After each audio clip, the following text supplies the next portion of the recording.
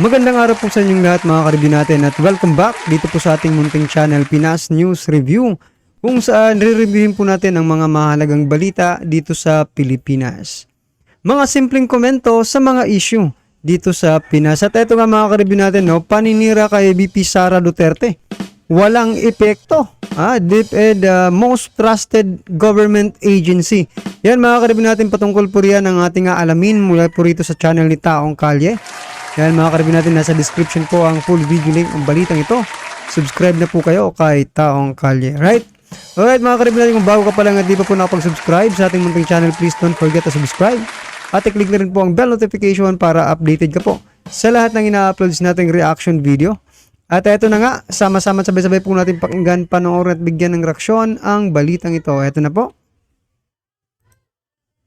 Ang Department of Education, DepEd, ay pare-pareho ang pinaka-pinagkakatiwalaan at pinakamataas na pagganap na ahensya ng gobyerno sa bansa batay sa mga pangunahing natuklasan mula sa Tugon ng Masa, TNM, Nationwide Survey, isang independent at non-partisan poll na regular na isinasagawa ng ACTA. Inilabas ang research noong ika-1 ng Disyembre.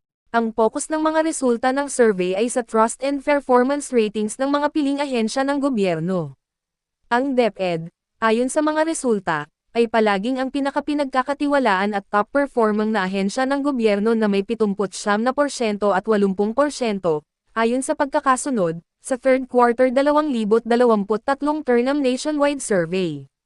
Sinabi ng ACTA na ang survey fieldwork ay isinagawa mula ika-30 ng Setyembre hanggang October 4, gamit ang harapang mga panayam. Sa kabila ng kaliwat kanang pagbabatikos at paninira kay Vice President Sara Duterte, siya ang nakakuha ng pinakamataas ng rating sa buong ahensya ng gobyerno. Ano ang masasabi ngayon ng mga bumabatikos kay Vice President Sara Duterte? Ito ang aalamin natin sa video na ito. Kung bago ka lang sa aking YouTube channel, baka pwede makahingi ng like at subscribe at click mo na rin ang notification bell para updated ka sa aking nilalabas na bagong video. Salamat po. Ngayong nanalo na tayo, nilalaglag na namin ang presidente ng Pilipinas. Nasa realidad ka pa ba, Pia?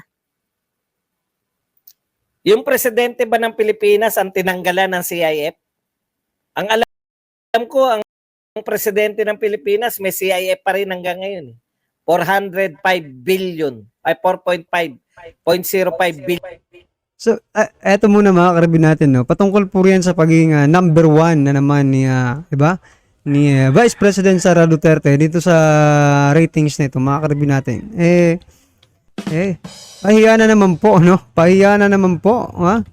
Itong mga naninira kay Vice President Sara Duterte, Sa kabila ng kanilang paninira mga karibyo natin, talagang hindi pa rin nagbabago, yung tiwala ng tao dito sa Duterte, dito sa kay VP Sara specifically, So, yan, ano ang masasabi ninyo mga karibyo natin, talaga namang no effect, itong kanilang mga paninira sa kay VP Sara. Buti na lang at unlike nung mga sa bagay, ganun din naman si dating Pangulong Duterte mga karibyo natin kahit anong paninira ni Lena Robredo nung kapanahunan niya, ganun talaga, walang effect. No effect yung kanilang paninira. Ganun din dito sa anak niya, kay Vice President Sara Duterte. Kahit anong paninira nito, pinagtutulungan na nga po, di ba? Sinasabi nga po na pinagtutulungan na itong si VP Sara, di ba? Paano ba yan? Yung mga vloggers dyan na panay ang tira kay VP Sara. Ano ba yan? Ano ba? Titigil na ba kayo? Huwag kayong tumigil sa akin lang mga karibyo natin. Doon po sa mga vloggers na patuloy pong sinisiraan ng mga Duterte. Huwag po kayong tumigil, Please lang, huwag po. Bakit, Kasi baka hindi na po mag number 1. Baka hindi na po, di ba, mag number 1 sa ranking, itong si VP Sara, yung mga Duterte. Please lang, wag po kayong tumigil na siraan po sila.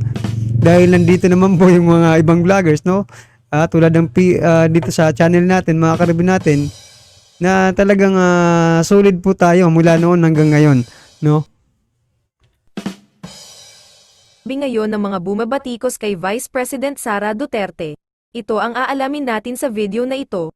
Kung bago ka lang sa aking YouTube Yung presidente ba ng Pilipinas ang tinanggalan ng CIF? Ang alam ko, ang presidente ng Pilipinas may CIF pa rin hanggang ngayon. 405 billion, ay 4.5 billion. Anong ginagawa ko? Nagbablogs po ako.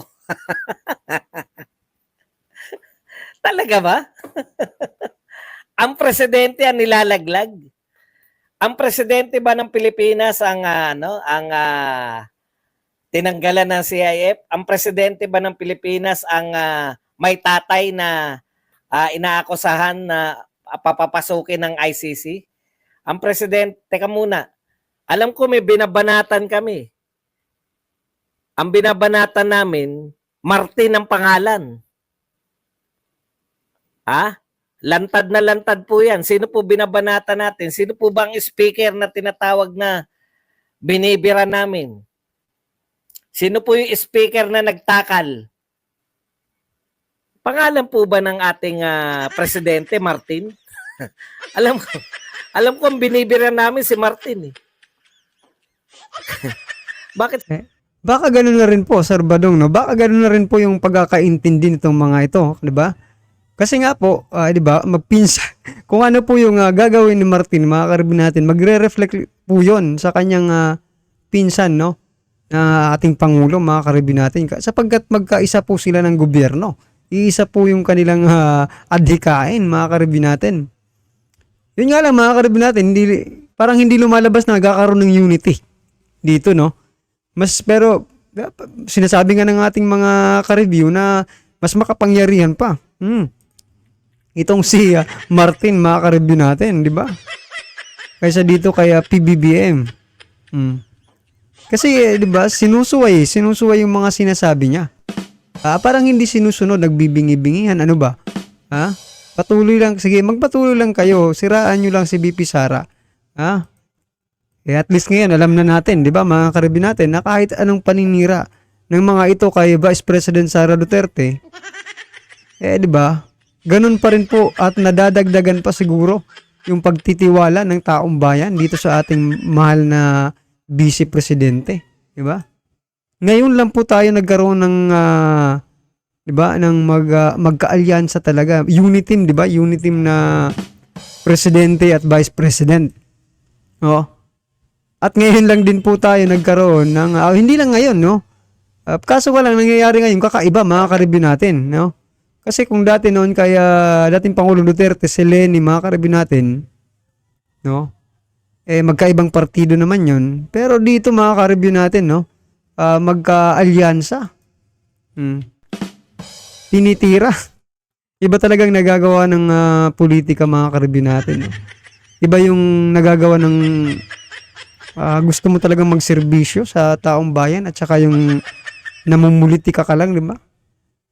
Ganun siguro yung nangyayari ngayon sa atin, mga ka-review natin.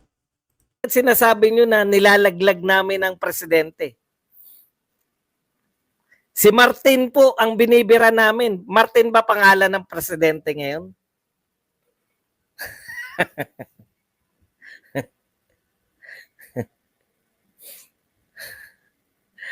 Antindi, no? Habol talaga nila sa na talagang ang nilalaglag daw ang presidente. Okay, eto pa, isa. Si Pinoy Santa. Ito nakakatuwa. Nakakatuwang panoorin ang hidwaan ni Martin at Sara. Yan. Alam naman natin na 2028 ang dahilan nito. Sa mga nangyayari, mukhang si Martin ang liyamado. Si Sara alam ko ano to dilawan to Si Sara parang basang sisiw. Kasi di alam anong issue ang harapin. 125 in 11 days o ICC. Di sana yung utak na mag-isip ng dehado.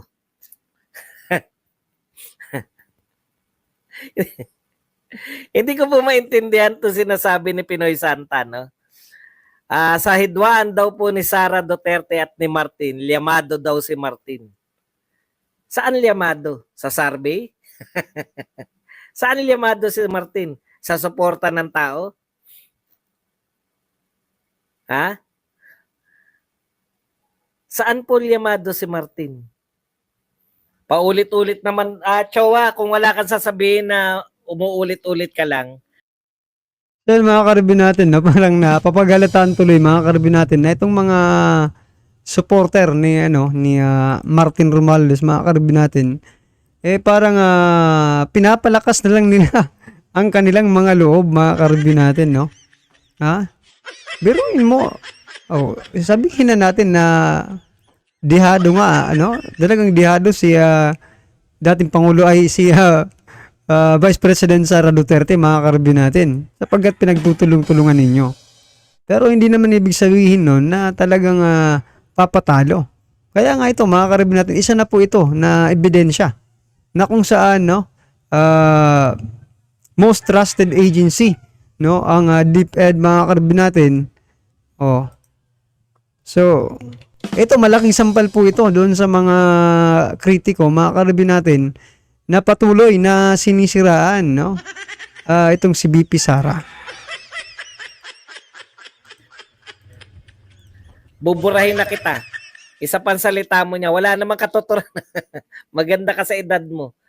Isa pang salita mo niya, buburahin na kita. Kasi hindi po tama, hindi po normal na yan. Hindi po normal yan. Mangarap po kayo na lemado si Martin. Yung 30% po ba sa latest nung nakaraang presidential survey kontra sa 0.5%. 0.5 ba? Wala pang 1%. Pinagsabihan na kita eh. Gawa ka na lang uli.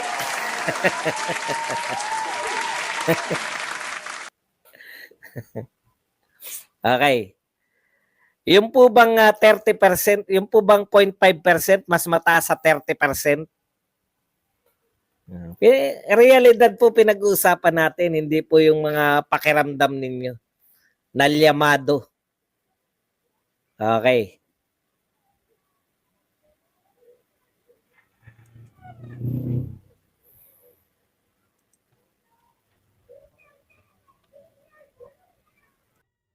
So yan mga karibin natin, talagang paniwalang paniwala itong mga, ewan ko ba kung anong itatawag natin dito, no? Hindi naman itong mga dating dilawan, mga karibin natin, no? Sa bagay, ano ba?